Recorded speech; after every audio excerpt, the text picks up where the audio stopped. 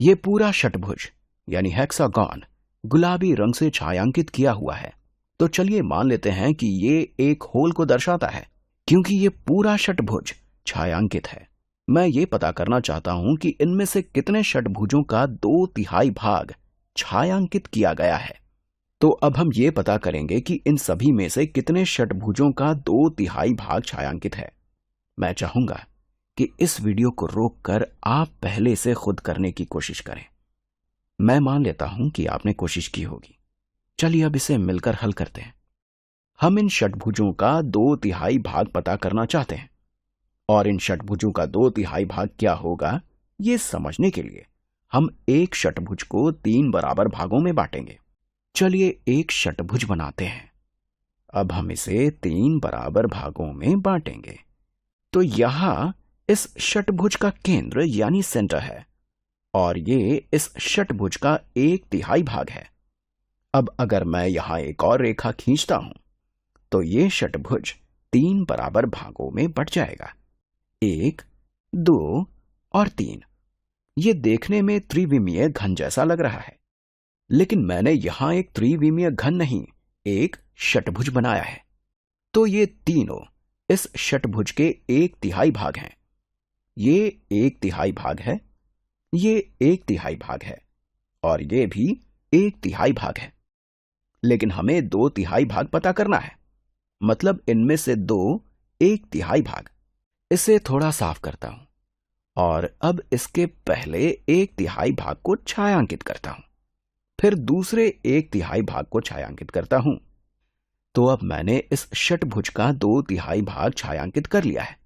अब आप कहेंगे, ठीक है सैल, इस तरह से हम आपके प्रश्न का हल निकाल सकते थे, लेकिन सिर्फ तब जब ये सभी षटभुज 1/3 भाग में बटे होते। लेकिन ऐसा नहीं है, क्योंकि ये सभी 1, 2, 3, 4, 5, 6 ये सभी 6 बराबर भागों में बटे हुए हैं।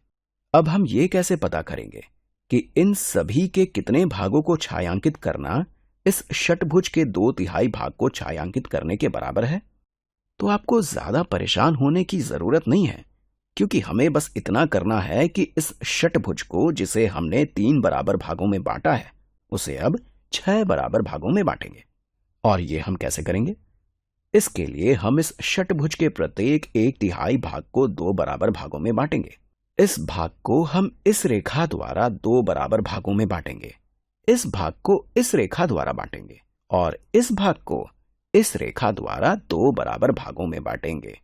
तो पहले हमने इस षटभुज को 3 बराबर भागों में बांटा था, फिर प्रत्येक 1/3 भाग को 2 बराबर भागों में बांटा।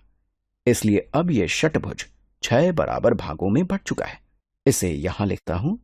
तो अब इन सभी में से कितने भागों को मिलाकर इस षटभुज का 2/3 भाग बनता है? 1, 2, 3, 4, मतलब यहां 4/6 2/3 के बराबर है। इसे हम ऐसे भी कह सकते हैं कि अगर इनमें से किसी षटभुज के 6 में से 4 भाग छायांकित हैं, तो इसका मतलब यह है कि उस षटभुज का 2/3 भाग छायांकित है। तो चलिए इन सभी को देखते हैं। इस षटभुज में 1, 2, 3, 4, यहां 6 में से 4 भाग छायांकित हैं, जो कि 2/3 के बराबर है, मतलब ये 2/3 को दर्शाता है। अब इस षटभुज में 6 में से सिर्फ 2 भाग छायांकित हैं, 4 नहीं, जो कि षटभुज के 2/3 भाग के लिए चाहिए। ये 2/6 को दर्शाता है। इस षटभुज में 1, 2, 3, 4, यहां 6 में से 4 भाग छायांकित हैं, मतलब ये 2/3 को दर्शाता है। और इस षटभुज में 1, 2, 3, 4, यहां भी 6 में से 4 भाग छायांकित हैं, मतलब ये भी 2/3 को दर्शाता है।